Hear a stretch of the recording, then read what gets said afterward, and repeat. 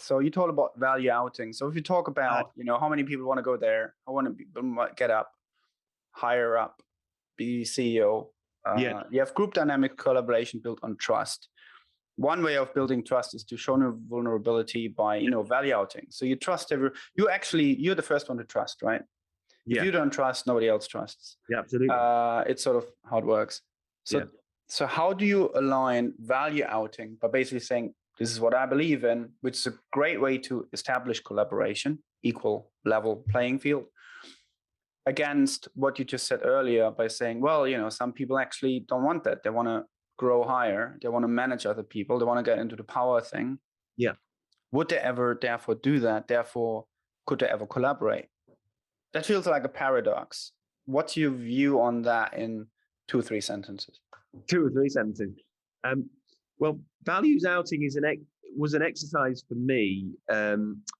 Again, in context of the teams who were working into the business, and it was an attempt to find complementary values so that you could divide your teams up into a into smaller groups that had complementary as opposed to conflicting values. Um, so um, so and the inspiration behind that is also linked to, I guess, the diversity inclusion conversation that is so prevalent now.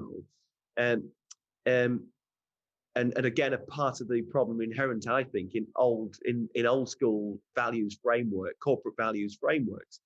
And it was a direct question of, so in a new business context where diversity is much needed and demanded, then really does it make sense for all of your team to conform, if you like, to a very narrow corporate values framework of about 4 or 5 descriptors, which is on average how many values your average corporation has?